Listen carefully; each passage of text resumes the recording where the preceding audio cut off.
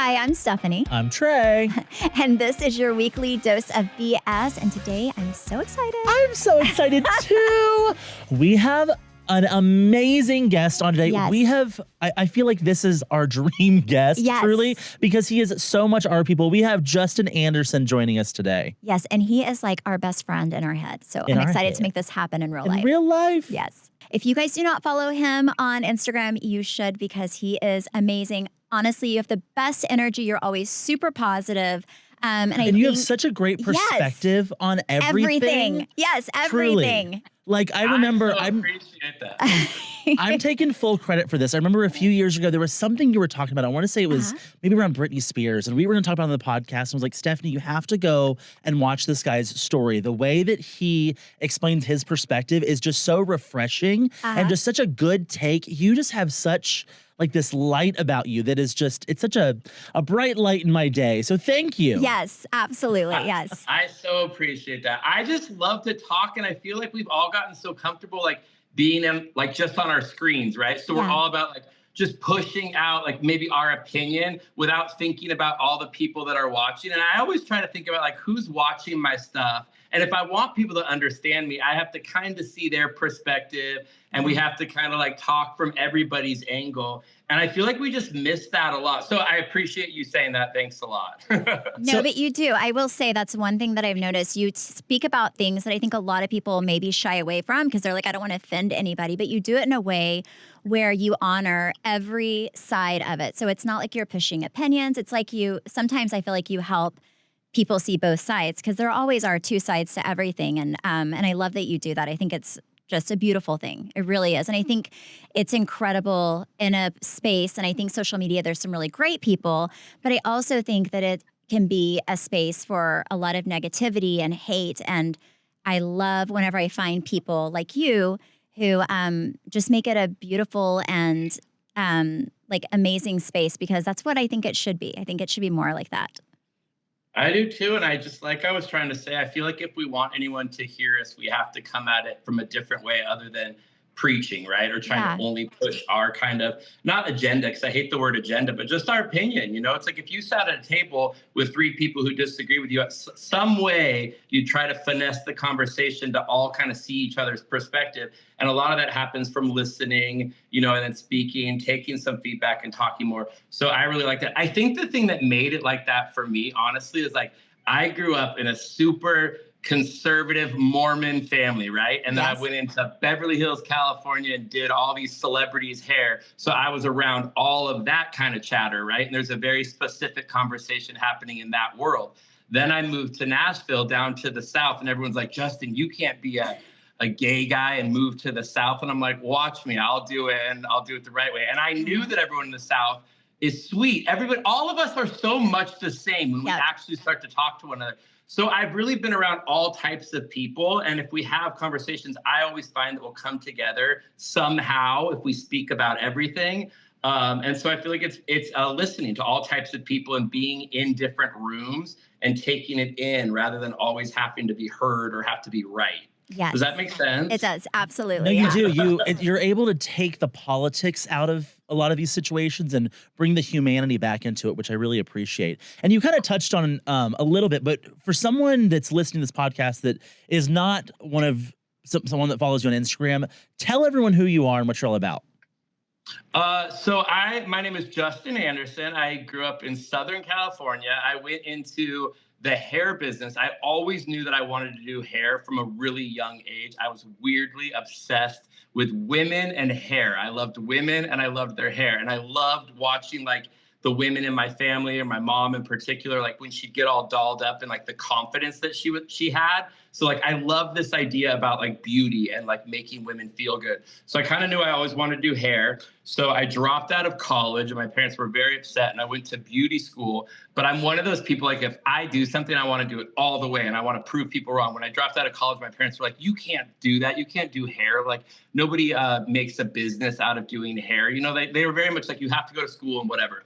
And so I was like, oh, I'm going to do hair. I'm going to do all the celebrities in the world, and I'm going to create my own product line, and I'm going to prove you guys wrong. So I did hair, did all the celebrity stuff. And then I have a product line called DP Hue. We sell it in all Ulta beauty stores across the nation on ultabeauty.com. Amazon's huge for us now, and then our own.com. And then we're in like Nordstrom's and stuff. So I've been really building this business, and that's become like the focus of my career. And honestly, to really focus on the business, I left Los Angeles, so I don't do hair in Los Angeles anymore. I left all that celebrity hair color world behind me, and I moved to Nashville so I could really focus on the hair. Because I'm one of those people, I don't know if you guys can relate, but like I have to really detach from a situation. Because if I was still in LA, I'd try to do all the celebrity hair, which was a lot of time, and then also try to do the business and have a social life. And it doesn't work. So I really had to pull myself out of that LA craziness. So that's what I do now. I'm in Nashville just pushing hair products from my phone. No, I love it. Trey and I were talking. We were looking at some of your products, and some of them I feel like are so interesting, like apple cider vinegar hair rinse. I am one of those people who have the hardest time with my hair. My hair is naturally curly, and it's like I feel like it's always just wavy. Trey used to make fun of me when I was doing Housewives because he was like, your hair in the back, I never really get it that straight. And he was like, I want to learn how to give you a blowout because your hair always looks so well, she would only brush what she saw. Yeah. And like there's a whole other situation back there. And the back always looks. I feel like that's like such a first season. By the way, Stephanie, I think you always looked gorgeous on the show. Thank you. But I think it's such like a first season housewife thing. Like none of us have ever seen ourselves on camera in our real life, every angle of our head. So I feel like whenever you do a reality show, I did a reality show too. And the way that you see yourself when you watch yourself on TV is like, oh my God, I need to think about that. You know, so it's like, yeah, I feel like Housewives first season, you always see their hair a certain way. And then all of a sudden you really see it morph. Like that's why they all have glam. They're being done all the time because we don't live our normal lives like that, you know? No, you know, season 1 of Dallas, I got my hair and makeup done professionally one time that whole season. And I thought, because we didn't know we were housewives, so I thought, like, if they're filming your real life, just be yourself, which I'm always, like, in sweatpants and Lululemon, and to the point to where on Twitter, people thought that Lululemon was sponsoring me because I was such a hot mess, and all I wore was athleisure wear unless we were going somewhere, but that's kind of who I am in real life, and then you kind of figure that you have to change it up a little bit because nobody wants to see you wear your sweatpants all day. Absolutely. It's such a different world, though. I did my best friend Kristen Cavallari's show on Very Cavallari. And it was funny when I first started doing it, like they were telling me, like, Justin, we need to put a little makeup on you or like powder your nose. I'm like, no, I hate the way that I look with makeup on. I don't want to wear makeup or whatever. And then when you see yourself on TV, you're like, oh, I look like a greasy, like I look like I'm sweating all the time on TV. So you learn really quickly. But with my products, when I was in the salon, I had all those years with all those women. And so I was always hearing everybody's complaints. Like when I was my busiest in the salon, I was doing like 25 women a day. So I had like 25 conversations going on. I knew what every woman was like complaining about with her hair. And I was always making mental notes of products that I wanted to create to take care of those issues.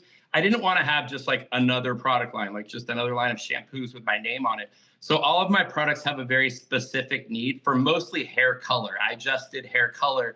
And so many things happen to our hair color the minute you walk out of the salon. Things start to fade. Your hair is maybe not as healthy because you went way blonder. So I wanted to create all of these products to take care of specific needs. And the apple cider vinegar rinse that you're talking about, I really believe that a lot of the damage that happens to women's hair, especially if it's longer and they color it, is over shampooing, right? So we kind of got taught from a young age to shampoo your hair every time you get into the shower. But shampoo is essentially like a detergent. It's like if you took your favorite t-shirt and threw it in the washing machine every single day, the color is going to fade, the material is going to break down. But I knew that women want to have clean hair, so we need to do it the most gentle way ever, gentle way possible. So that's why the ACV rinse, it's the most gentle way to wash your hair without using shampoo. I go to hot yoga every single day, so I sweat a lot. So I take a shower twice a day, actually, but I can't shampoo my hair twice a day. It would make my hair really dry. It'll wash out any sort of color that I have going on in it. So the ACV rinse it's a game changer for that. Use it as many times as you can in place of shampoo and treat shampoo more like a treat. Like you should do a shampoo when you really need a good wash, like my grandma would say. Oh, well, I literally, okay, that's something good to know because when I wash my hair, I feel like I need to get it really, really clean. I wash my hair like every 3 days. And by then I feel like it really needs it. But I will shampoo my hair like 3 times just so it's really, really clean before I put conditioner on. So I'm going to stop doing that because and let me tell you something that'll make sense to you. Like if you really think about it, what ends up happening, like the more we shampoo our hair, we're pulling all the good oils off of our scalp. Then our body knows how to take care of itself. Our body starts to freak out because we're drying out our scalp. So it starts to overproduce oils. So people who say to me, they're like, oh, I have to shampoo my hair every single day or else it's greasy. And I'm like, I bet you if you start training your hair to shampoo less, it'll stop producing so much oil. So people who really start using my ACV rinse, it takes a while. If you shampoo every day, it's not going to feel like that like super, super clean feeling right away. But as your scalp starts to balance, you'll be like, oh my God, I don't even want to use shampoo anymore. Because when I use shampoo on my hair, it almost feels too dry now. So it's kind of like you have to rebalance your scalp. But I know what you're saying, and everyone does that. And it really does dry out the hair. So as much as people can pull back from shampooing too much, your scalp ends up getting better. Okay, and then one more thing that I was interested, well, since I have you here, there's another one, and it was like, I think it was a scalp treatment, kind of the same thing, but what is it? Daily scalp serum. What does that do? Because I have not used a scalp serum before, but like I said, I have I've curly kind of, I mean, my hair is just not the best. So is that kind of help? I mean, do you feel like scalp care is as important as shampooing or more so, or? Yeah, scalp is like the biggest deal. There's like a real trend happening in the beauty world with scalp care. And that makes me as a hair person so happy because a lot of people don't realize it. When we were going through that phase where everyone was using dry shampoo constantly, people's scalps were really like clogged up. So people were starting to lose hair. Their hair wasn't growing in as well. So I've always wanted people to take care of their scalps because that's how you get good, healthy hair to grow in. So we have a product, the ACV scrub. So it's a scrub that you use like a scrub for your face, but you use it on your scalp to pull off any buildup, like product buildup. And then the ACV serum, the one that you're talking about, is kind of like another continuation of that. It's drops that you put on your scalp every single night. It has cell stems. Good Lord, I can't talk. It has apple cell stems, which actually help promote growth. And then it moisturizes your scalp because when your scalp is dry and tight, you start to shed hair. So when you put the drops on, it moisturizes your scalp. So it creates a really good space for hair to grow in really healthy. And then what was the other one? So it helps with shedding, hair growth, and just really overall taking care of your scalp. But scalp is huge for getting your hair to grow in nice and healthy. So every single night after your skin routine, you just do the drops throughout your scalp, massage it in. It's so lightweight that even if somebody has a blowout from that morning and they want it to last the next day, your scalp soaks up the drops so that you still have that fresh, beautiful blow dry the next day. It's not greasy at all, but it is crazy how well it works. Like men, especially if they use it in like the temple areas where they're losing hair, you start to grow in new hair. Men are the craziest because like men lose hair, but a lot of times it's from like wearing hats too much or not stimulating the scalp too much. Like we have to stimulate our scalp to get hair to grow in. So it's almost like the follicles just die if we don't take care of them.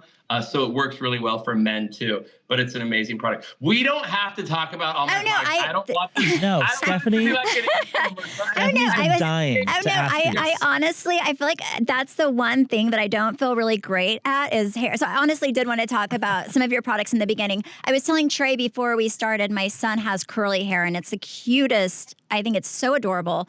He got it from me, but I actually like his curls. And the other day he asked me to help him straighten his hair. He wanted to see what it looked like straight. And I did a horrible job. I do not know how to fix a 13-year-old boy's hair to save my life. So at the end of the day, I think he's going to stick with his curls. But I wish I could do like something like your hair with him. But yeah. My hair is actually really curly. Like I have really curly hair. So I blow it out with a round brush to pull it out. And it's so funny because when I was a kid, we all don't like what we have, right? So when I was a kid, I had really curly hair. I used to take my mom's stockings and cut it off and sleep with a stocking on my head to hold my hair straight. Like I was like in first grade sleeping with a stocking on my head to get my hair straight. So amazing. I understand that. It's actually pretty easy to pull out like a curl on short hair. You just use like a smaller round brush. But curls are so amazing. I wish I wore it more as a kid because it was so cute to have like that curly blonde hair as a kid. But as an adult, I feel like I look like a weirdo. It makes me look like a man child. Like, it's like the kid from the Blue Lagoon movie. Like that's what my hair looks like as an adult. Oh no, I love it on him right now. So I'm hoping he'll kind of keep it. Does he love it on him though? So I hope none of his friends listen to this, but this is so him and my husband share data on their phone. So not anymore, but there was a point a few months ago where every picture that Chance took, Travis got on his phone and vice versa, right? And Travis was looking at his notes section and there was a list that Chance made, I think, of qualities he liked about himself.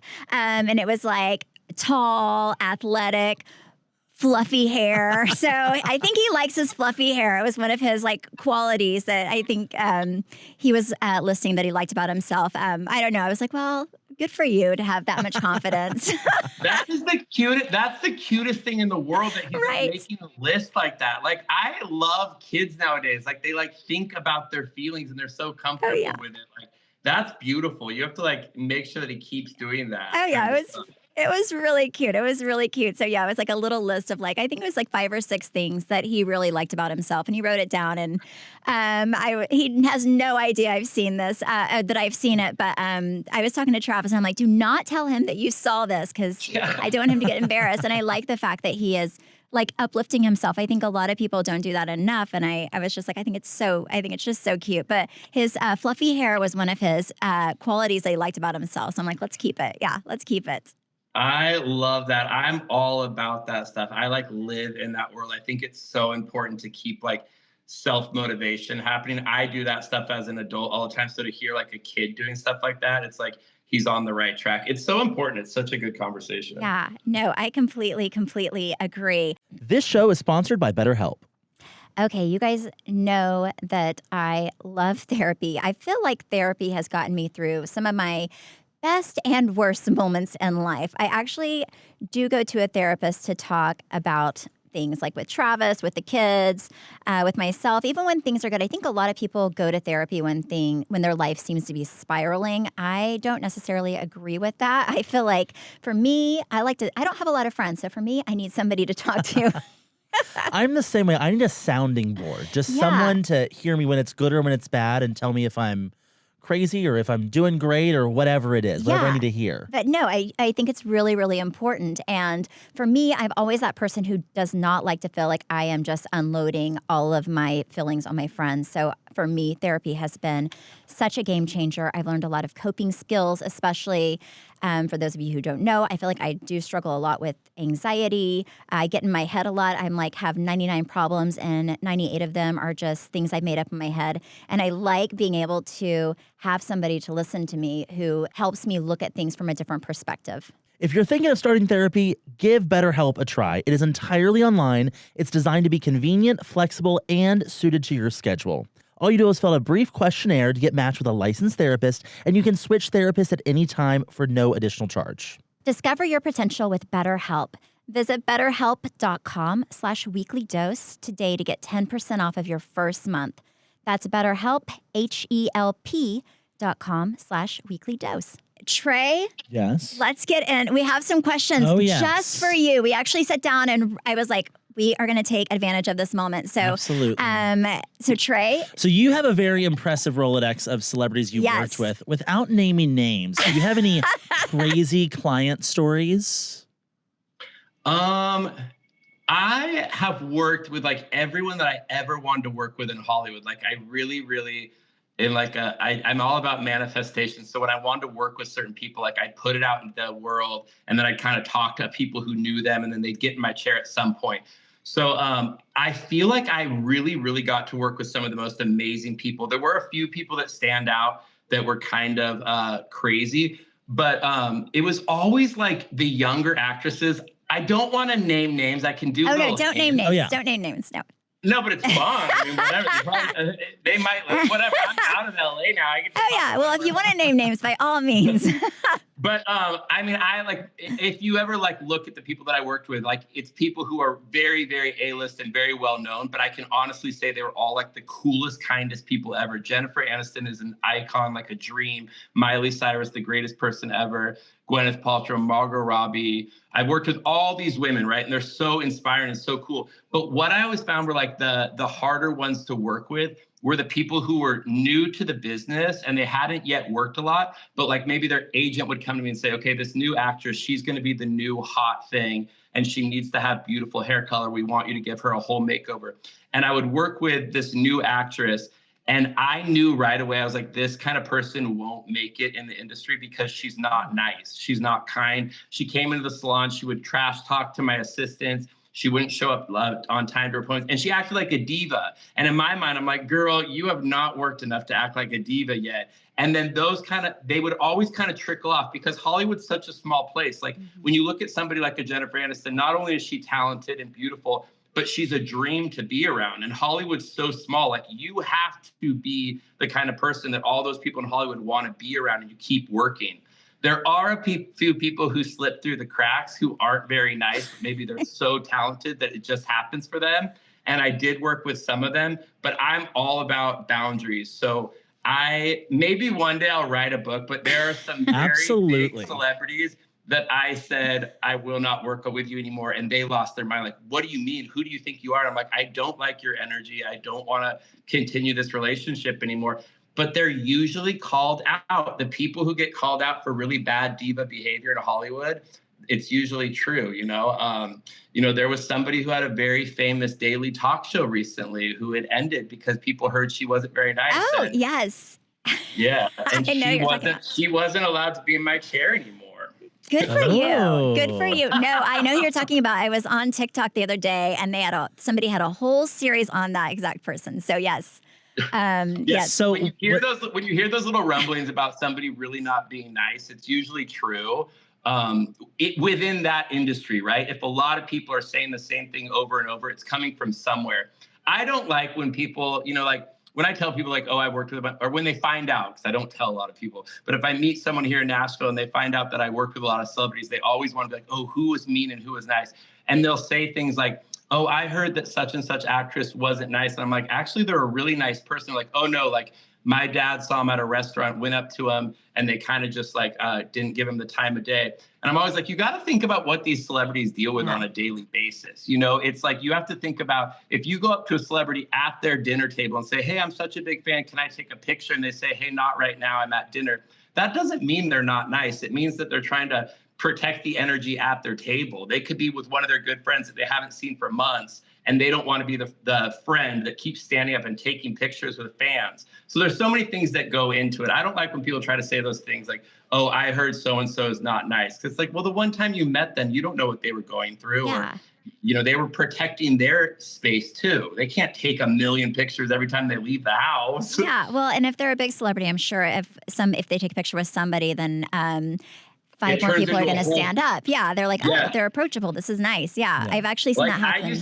I used to travel a lot with my clients, like when they would go and do a big movie somewhere, or like Miley Cyrus would travel for tour, and I would have to go meet her in a city, and I would touch up their roots, right? Like all these different celebrities, I'd fly to where they were working to do their roots, and I became so close with them that I'd end up staying for a few extra days, and I would just hang out with them. And what would happen is we would just literally hang out in the hotel room for like the 3 days because they knew, I won't name names, but certain celebrities would be like, if we go to dinner, I will just turn into a whole scene tonight. And so you have to think about that. Like they can't even walk into a normal restaurant and sit there because everyone keeps coming up to the table, So I've seen it firsthand. Like it's not fun for them. Do you feel like celebrity culture in Nashville is different than like in LA? Yeah, I do, because I feel like in LA, like you see kind of celebrities everywhere, and it's not like a big shock to see celebrities. But with that, I feel like people come up more, because it's just part of the culture. Like you're in LA and it's the excitement of celebrity and all that kind of stuff. Where I honestly feel like in Nashville, people are much more respectful, right? Like Kristen Cavallari is my best friend, so I'm with her all the time. We go out multiple times a week. And people are very respectful of her here. Like, I feel like it's easier for her to live here because people don't come up as much. But then when they do, they're really, really nice, you know? And for me, I'm not famous by any means, but I was on Kristen's reality show and maybe people follow me on social media. But people don't come up a lot here. I'll always get DMs like, I just saw you at such and such place. I wanted to say hi. I just saw you I was on the airplane with you and I was like dying. I wanted to say hi. And I'm the type, I want to talk to everyone. So I would like hug everyone. Like I'd ask you to sit down or whatever. But people are very respectful in Nashville. I've totally noticed that. It's like a Nashville, maybe a Southern thing. Yeah, I think it does. I feel like Southern people are, you're right. I feel like they're very aware of other people's feelings. And I will say, if I ran into you, I would definitely, you seem very approachable. I would have come and said, hey, definitely. I love it. I think it's so fun. But then also like here, a lot of like my friends from LA, if they happen to be famous, they will go out and I notice they don't get bothered as much. Like Chelsea Handler is a friend of mine. She was just here at my house. And we went out together and people don't come up as much. We were sitting in the middle of the restaurant and I saw people like looking and kind of pointing, but people don't come up here. So it's definitely a thing. No, I will say whenever I was in the show, it wasn't bad unless people got drunk and then then it was a little crazy. Yeah, I mean, the liquid courage that happens. And it's like, that's fun. But it also like, doesn't it make you a little nervous because people's guards are down? So it gets a little bit more messy, right? Oh, like yeah. Broadway here is like the crazy place. And like, if Kristen and I go out together there and we're drinking a lot, that's the only time I kind of feel nervous with her because people come up and they like throw themselves on you and they're like, oh my God, have a shot with me. And I like that because I'm like a serious party boy at heart and I love that kind of energy. But it also is kind of like, okay, this could get weird, you know, like it just doesn't. It's a little bit much. There comes a point where like 5 hours later, I had one person that got super comfortable, and I know I've told this story before, but they wanted me to go to the bathroom and I quote unquote pee on their pee. They wanted us to go tinkle together. And I was like, no, I'm good. No. Yes. It was the weirdest thing, but you have like but he was very, very drunk.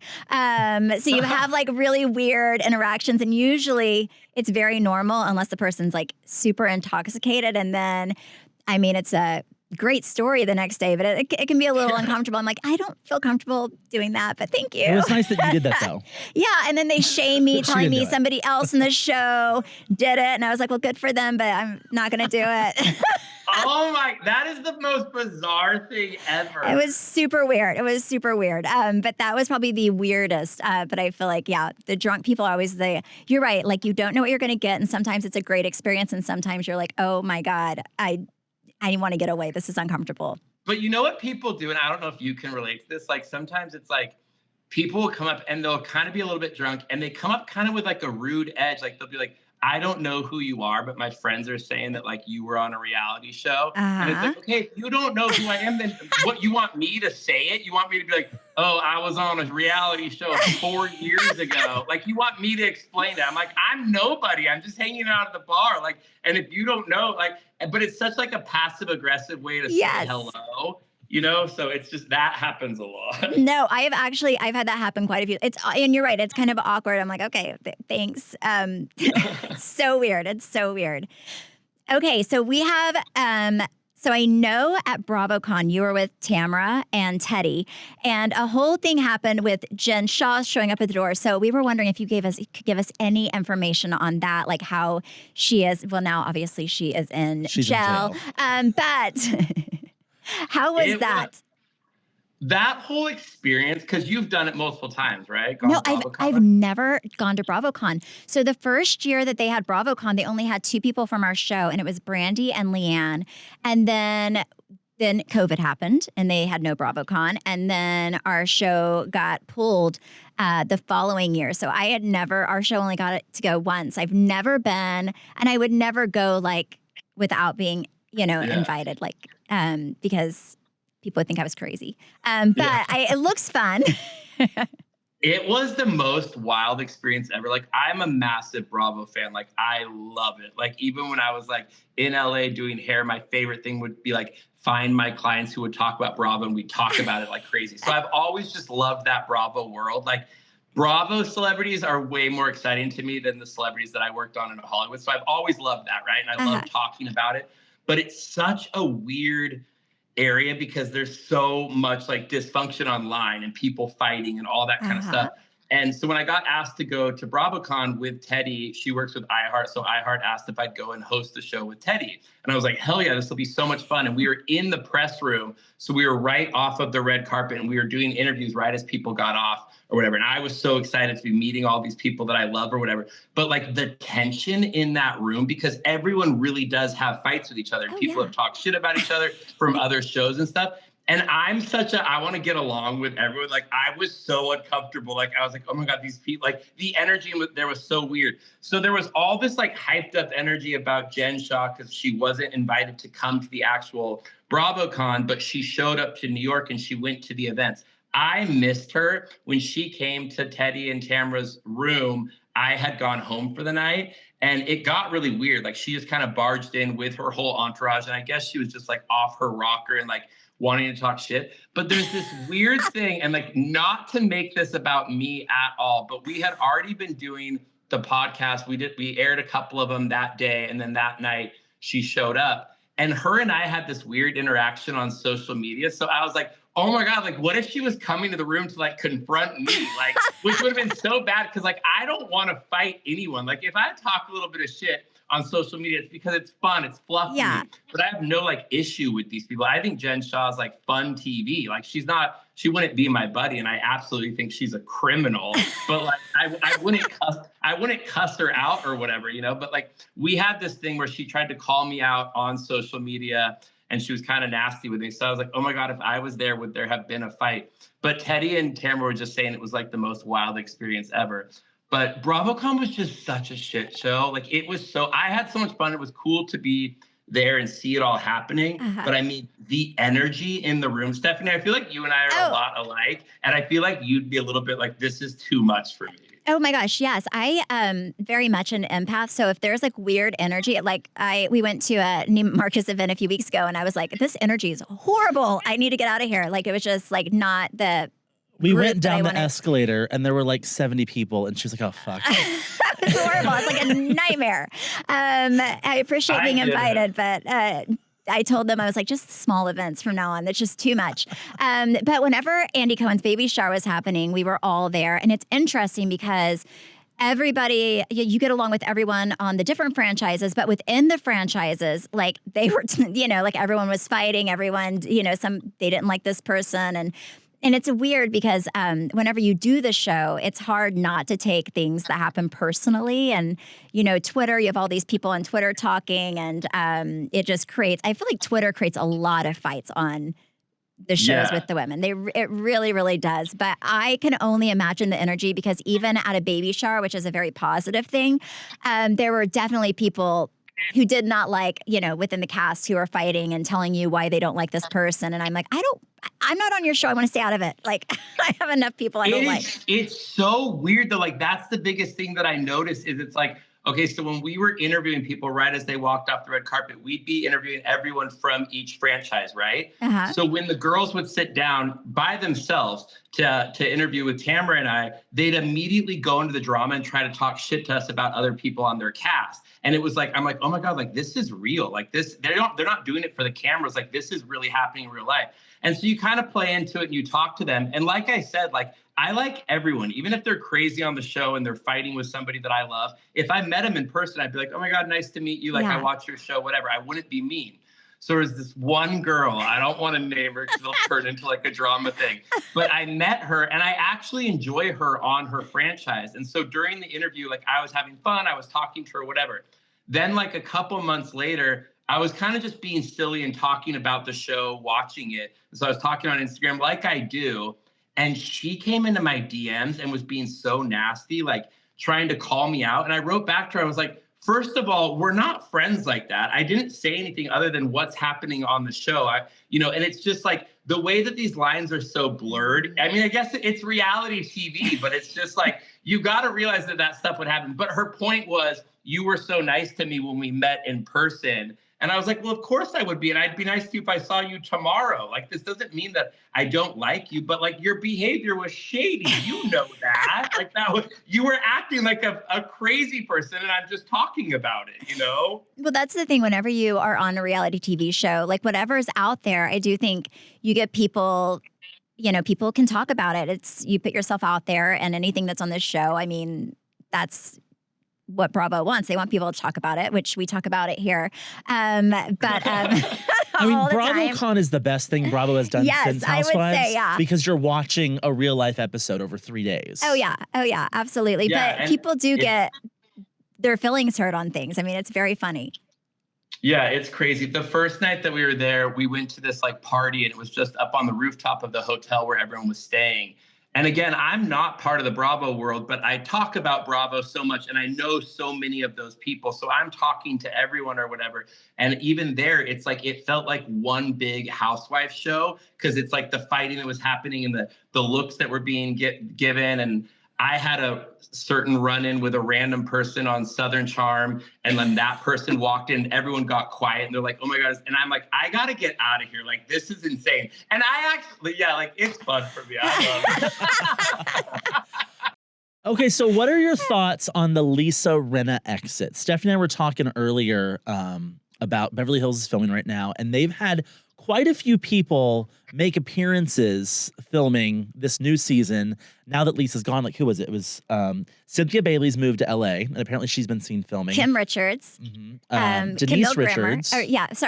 Kim, Denise Richards, Camille Grammer. I think some people from other franchise too. I think it was like Cynthia Bailey and, am I not mistaken, Meredith Marks as well. First of all, I feel like Lisa Rinna is coming back. I'm just going to put it out there right now. She's really good TV, and I think the audience is going to miss her. I think that you're absolutely right, Stephanie. And it's so funny because like Lisa's one of the ones that like I've pulled back from talking about Housewives so much because it gets too heated in my DMs, and I'm like, you guys, I can't fight with you guys about this stuff. But even if like I'm a massive fan of Lisa Rinna on the show in the sense that she is fabulous TV. Do I agree with everything that she does on the show? No, but I think she's entertaining TV. So I've always said that she's such an entertaining housewife.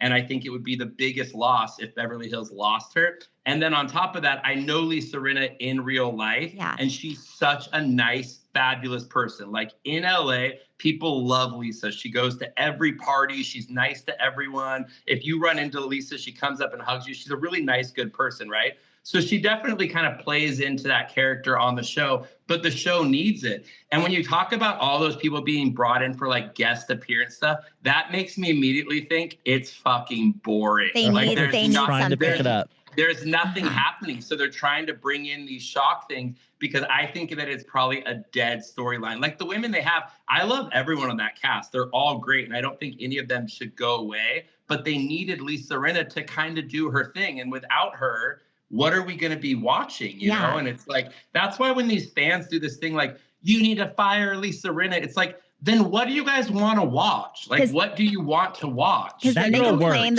they complain it's boring, right? Yeah. Like if you see somebody on, my producer told me one thing, I think it's so true. And she was like, you have to have like somebody who people love to hate.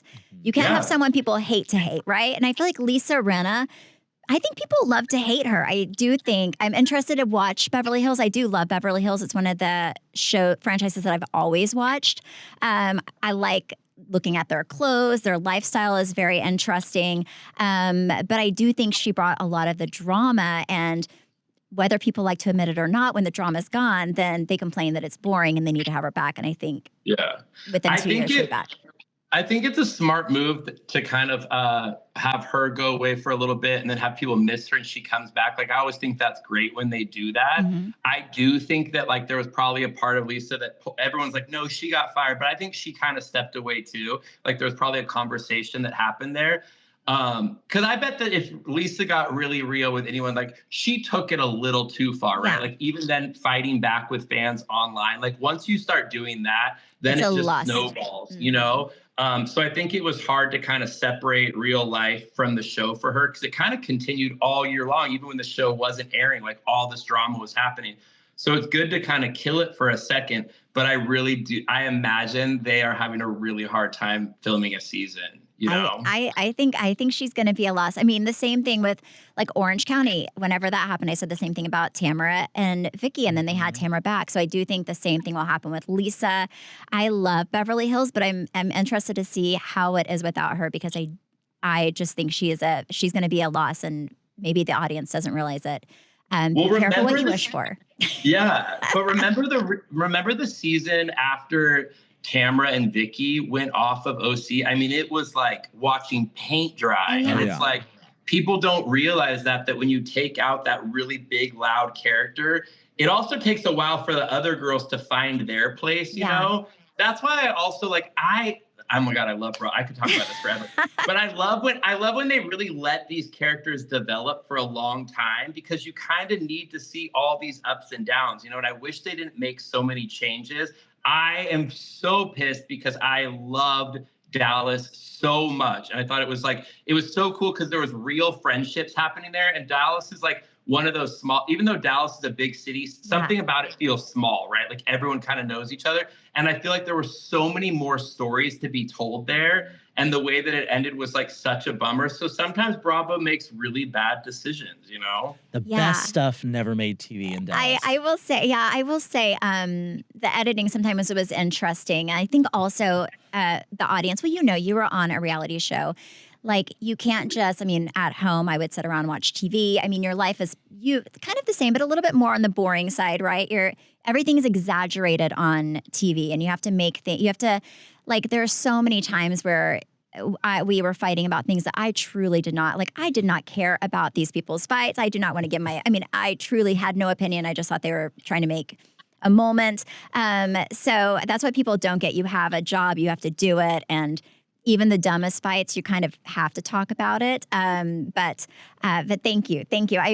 I'm loving not doing it right now. Then if it comes back, then it's meant to be. That's the way I always look at things. But that'd be the best way to do it, is like get a break and then come back to it. I do think, you know, it's like when I did Kristen's show, it is so wild. People don't realize how much goes on in a reality show and how much it takes out of you. Yeah, you're filming your normal life, but it's like, it's such a stressful thing, and you get so caught up in it. It like really takes a lot of energy that like when you're out of it, you look at, you're like, that was the craziest experience ever. But even with Kristen's show, like I noticed we filmed so many wild, fun things where I'm like, oh my God, that's going to be the best TV ever.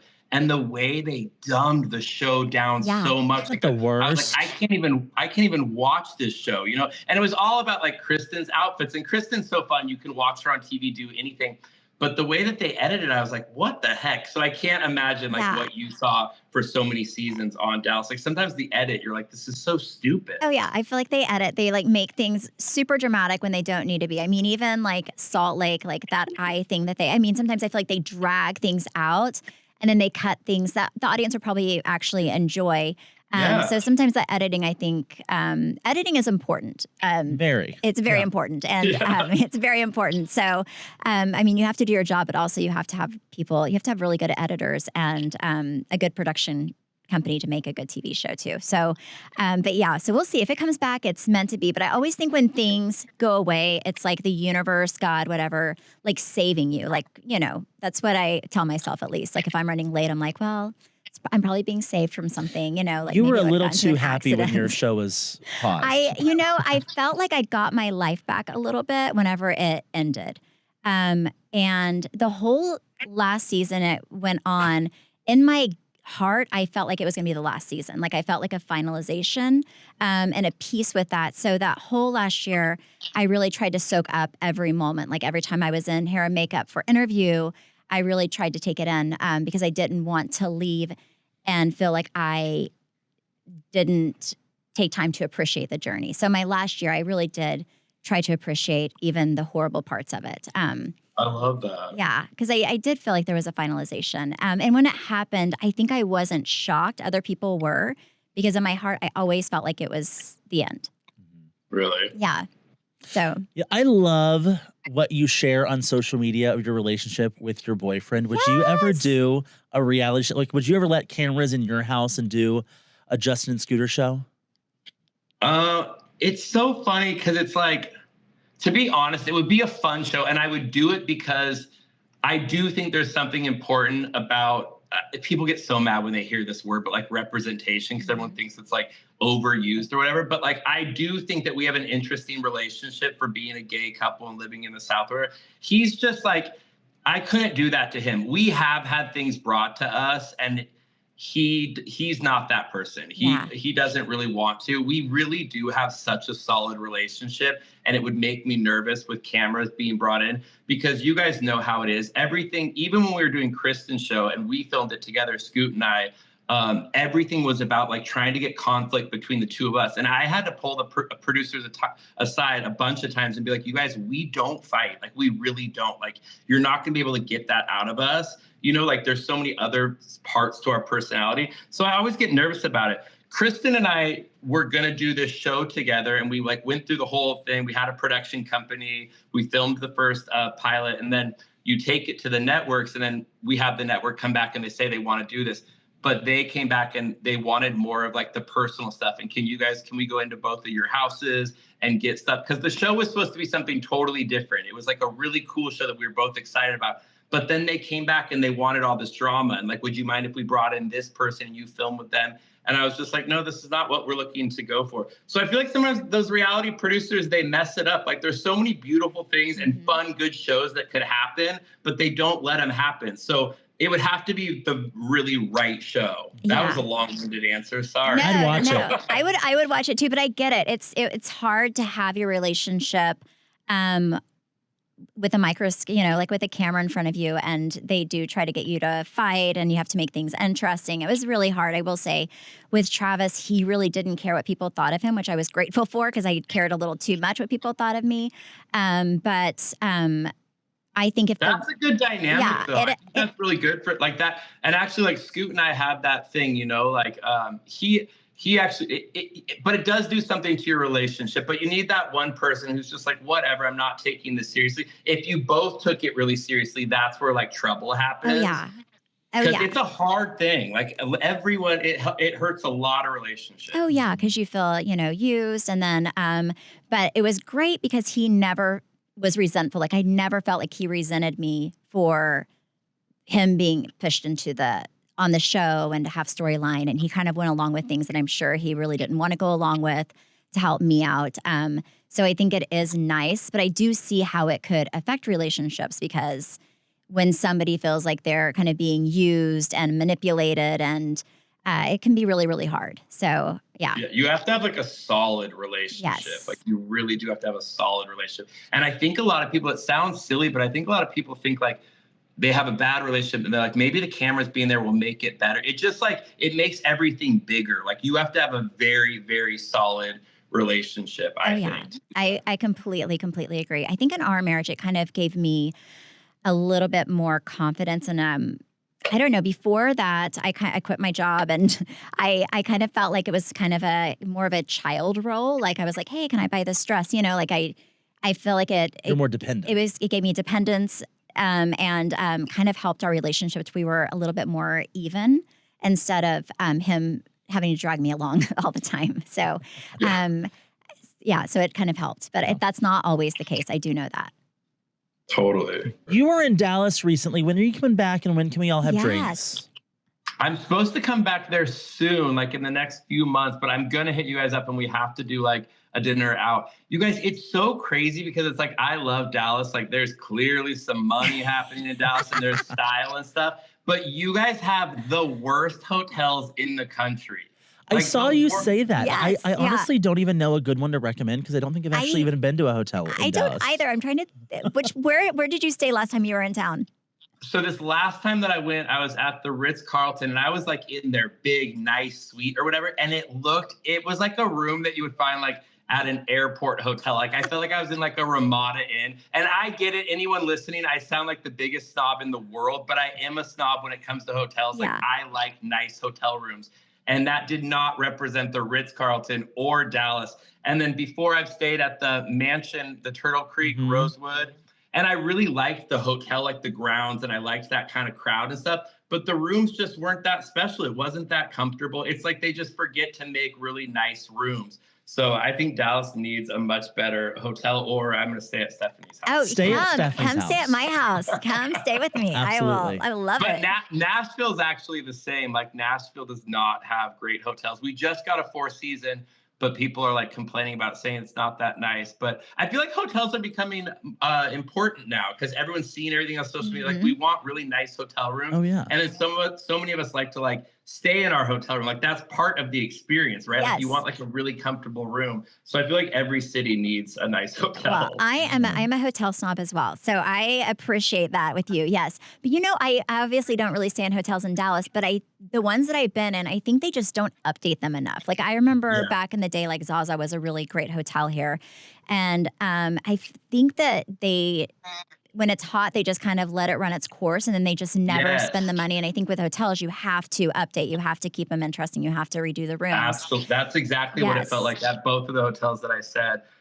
People were saying that like outside of Dallas, there's some cool places to stay. I got like a whole list, but just downtown Nashville needs something better. So I was in Nashville for New Year with my friend Brandy.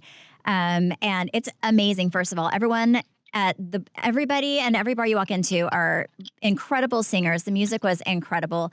But I saw your best friend, Kristen, as I was walking back, doing my walk of shame. We passed. I'm not that person that's ever going to stop and say anything. And then, like, I was telling Trey, 2 minutes later, I see Caitlin. Is that her name? Caitlin whatever. Yeah. From The Bachelor. So then I saw on your story that you guys were all together for New Year's. But yeah, I did see them walking back to the hotel. Oh my God, I cannot. Yeah. So yes, we were all together. We had a big night at this place called Bourbon Steak. And we were all dancing and then they all went out after. And I'm like notorious for like sneaking out at the last minute. They were all going to Broadway to party and I ran out the back door and got an Uber and I didn't get an Uber. I walked all the way home. And they all went out. Oh my God, if I would have seen you, you and I would have like tackled each other to the ground. I can't believe you were there for New Year's. Yeah, we were all together and then Scooter was there. My partner was there. So he was in that group when you saw them, but I had gone home. Crazy story, it was New Year's Eve. I snuck out. I couldn't get an Uber. So I walked. We have a condo downtown. We live outside of Nashville, but we have a condo downtown for like when we go to the hockey games and concerts and stuff. So I walked all the way back to the concert, like in my full New Year's outfit. And I swear I almost got robbed that night. It's a whole nother story, but like, it was so bad. I went live on Instagram because I felt like this guy was following me. Oh, that's I was wearing scary. like a gold. Yeah, it was the weirdest thing, but I was 100% going to get robbed that night. I went live and I think that's what saved me. Because I kept pointing the camera at the guy. And then in my live, you can see him run off. He had like a backpack on and a hoodie, and he was following me for blocks because I was walking late at night. Random story, but that's where I was when you saw that. That's actually, oh gosh, that's actually so smart. I've always thought like if Travis is gone and somebody tries to come in my house and kill me at night, that's what I would do. I would go live on Instagram just so people. Yeah, because it's like you would have all of those people to see it happen. And that person would get caught right away. Like I always think about that stuff. I'm so a step ahead of like getting hurt or anything bad happening to me. So I went right on live. Oh, this is so smart. Yes, I've always thought that was always my way out. I have called Travis before because I'll like hear something if he's gone and I'll FaceTime him. That way, at least there's like somebody who witnesses who the person is. If something like I want him to avenge my death and never date again and just be really lonely for the rest of his life. But it is important. So I'll go through the house and he's like, I cannot believe we're doing this. And I'll open every door just so if there's someone there and something happens, he at least sees it. I love that. Well, thank you, Justin, so much for joining us. You are an incredible light in the world, and we so appreciate you. Where can everyone find you? On Instagram, it's my name, Justin Anderson. And then check out my products, DPHUE. But thank you guys so much for having me. This was so fun. That went so fast. I mean, that hour just flew by. So I was so excited to just chat with you guys. But thank you so much. And we have to hang out. Yes, please. Come to Nashville, please let me know. I will. Same with Dallas. If you're here. We'll get you a good hotel. Bad hotel room and all. Let us know. We'll hang out. I would love that. I love you. Right, so nice to officially meet you and have a great day. Thank you for giving us some of your time. You too. Bye, you guys. Bye. Thank you guys so much for listening and supporting. You can follow me at Steph Hollman on Instagram, Facebook, and TikTok. You can follow me at Trey_Stewart, and you can follow us on YouTube at, what is it? Weekly Dose of Weekly BS. Dose of BS. Why do we always forget and that? Instagram And at Instagram. BS the podcast. Yes. Oh my gosh. Also, if you have not rated our show, you should go rate our show. 5 stars only. Yes. If it's not 5 stars, We don't Just- want it. don't. Like an Uber. Bye. Bye.